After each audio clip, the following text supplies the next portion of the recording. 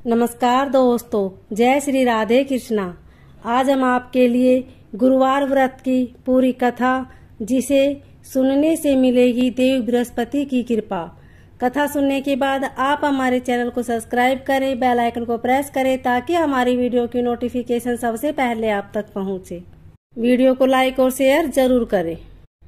देव गुरु बृहस्पति को बुद्धि और शिक्षा का कारक माना जाता है। गुरुवार को बृहस्पति देव की पूजा करने से धन, विद्या, मान सम्मान, प्रतिष्ठा और कई अन्य मनवांछित फल की प्राप्ति होती है। धार्मिक ग्रंथों के अनुसार गुरुवार को भगवान बृहस्पति की पूजा का विधान है। गुरुवार के व्रत और कथा सुनने से घर परिवार में सुख समृद्धि बनी रहती है। आइए जानते हैं गुरुवार व्रत कथा के बारे में।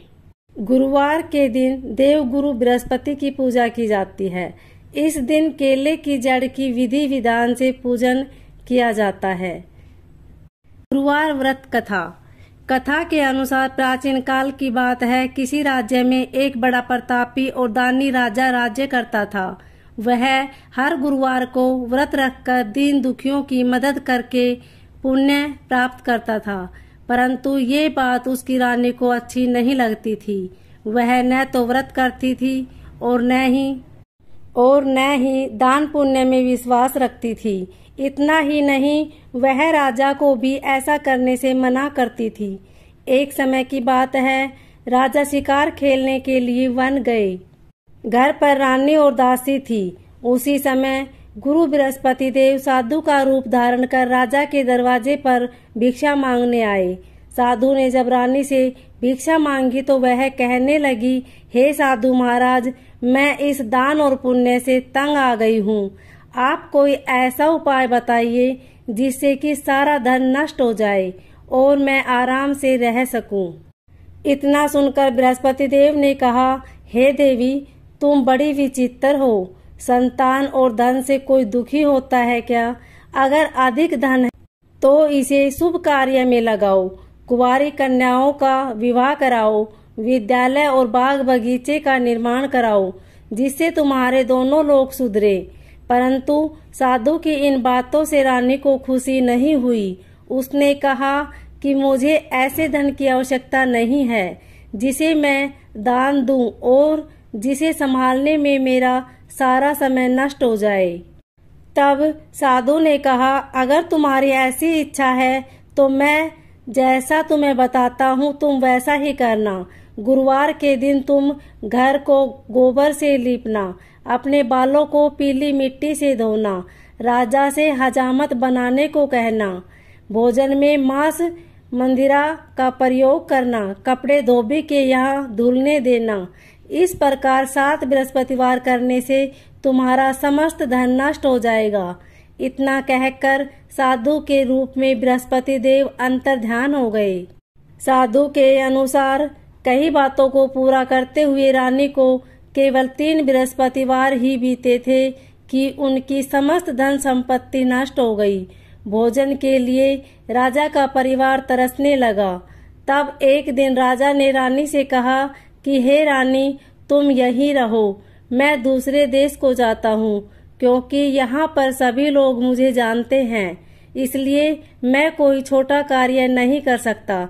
ऐसा कहकर राजा दूसरे देश चला गया। वहाँ वह जंगल से लकड़ी काट कर लाता और शहर में बेचता।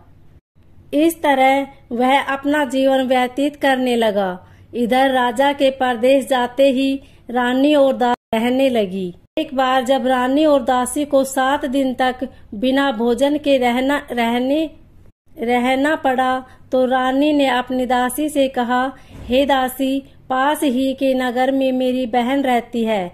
वह बड़ी धनवान है। तू उसके पास जा और कुछ ले आ ताकि थोड़ी बहुत गुजर बसर हो जाए। दासी रानी की बहन के पास गई। उस दिन गुरुवार था और रानी की बहन उस समय बृहस्पतिवार व्रत की कथा सुन रही थी। दासी ने रानी की बहन को अपनी रानी का संदेश दिया, लेकिन रानी की बड़ी बहन ने कोई उत्तर नहीं दिया। जब दासी को रानी की बहन से कोई उत्तर नहीं मिला तो वह बहुत दुखी हुई और उसे क्रोध भी आया। दासी ने वापस आकर रानी को सारी बात बता दी। ये सुनाकर रानी ने अपने भाग्य को कोसा।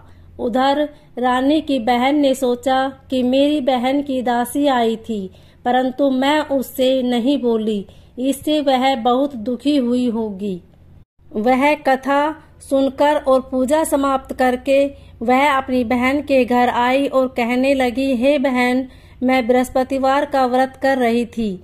तुम्हारी दासी मेरे घर आई थी, परंतु जब तक कथा होती तब तक न तो उठते हैं और न ही बोलते हैं, इसलिए मैं नहीं बोली। बताओ दासी क्यों आई थी? रानी बोली, बहन तुमसे क्या छिपाऊं, हमारे घर में खाने तक को अनाज नहीं है। ऐसा कहते कहते रानी की आंखें भर आई। उसने दासी समेत पिछले 7 दिनों से भूखे रहने की बात अपनी बहन को बता दी। रानी की बहन बोली, देखो बहन, भगवान बृहस्पति देव सबकी मनोकामना को पूर्ण करते हैं। देखो शायद तुम्हारे घर में अनाज रखा हो। पहले तो रानी को विश्वास नहीं हुआ, पर बहन के आग्रह करने पर उसने अपनी दासी को अंदर भेजा तो उसे सचमुच अनाज से भरा एक मिल गया। ये देखकर दासी को बड़ी हैरानी हुई। दासी रानी से कहने लगी, हे रानी, जब हमको भोजन नहीं मिलता तो हम व्रत ही तो करते हैं, इसलिए क्यों ना इससे व्रत और कथा की विधि पूछ ली जाए ताकि हम भी व्रत कर सके। तब रानी ने अपनी बहन से बृहस्पतिवार व्रत के बारे में पूछा। उसकी बहन ने बताया, बृहस्पतिवार के व्रत में चने की दाल और मुनक्का केले की जड़ में अर्पित करें तथा दीपक जलाएं। व्रत कथा सुने और पीला भोजन ही करें, इससे बृहस्पति देव और भगवान विष्णु प्रसन्न होते हैं। व्रत और पूजा की विधि बताकर रानी की बहन अपने घर को लौट गई। 7 दिन के बाद जब गुरुवार आया तो रानी और दासी ने व्रत रखा। वह गुड़साल में जाकर चना और गुड़ लेकर आई, फिर उससे केले की जड़ तथा विष्णु भगवान की पूजा की। अब पीला भोजन की चिंता को लेकर दोनों बहुत दुखी हुई, क्योंकि उन्होंने व्रत रखा था, इसलिए बृहस्पति देव उनसे प्रसन्न थे। वह एक साधारण व्यक्ति का रूप धारण कर 2 थाली में पीला भोजन दासी को दे गए। भोजन पाकर दासी प्रसन्न हुई और फिर रानी के साथ मिलकर भोजन ग्रहण किया। उसके बाद वह सभी गुरुवार को व्रत और पूजा करने लगी। बृहस्पति देव की कृपा से उसके पास फिर से संपत्ति आ गई, परंतु रानी फिर से पहले की तरह आलस्य करने लगी। तब दासी बोली, देखो रानी, तुम पहले भी इसी प्रकार आलस्य करती थी। तुम्हें धन रखने में कष्ट होता है, इस कारण सभी धन नष्ट हो गया, और अब जब देव बृहस्पति की कृपा से धन मिला है तो तुम्हें फिर से आलस्य होने लगा है।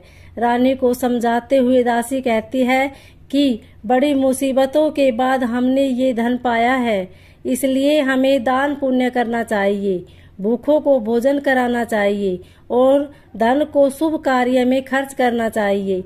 इससे तुम्हारे कुल का यश बढ़ेगा, स्वर्ग की प्राप्ति होगी और पितृ प्रसन्न होंगे। दासी की बात सुनकर रानी अपना धन शुभ कार्य में खर्च करने लगी। इससे पूरे नगर में उसका यश बढ़ने लगा। बृहस्पतिवार व्रत कथा के बाद श्रद्धा के साथ आरती की जानी चाहिए। इसके बाद प्रसाद बांटकर उसे ग्रहण करना चाहिए। ओम नमो भगवते वासुदेवाय।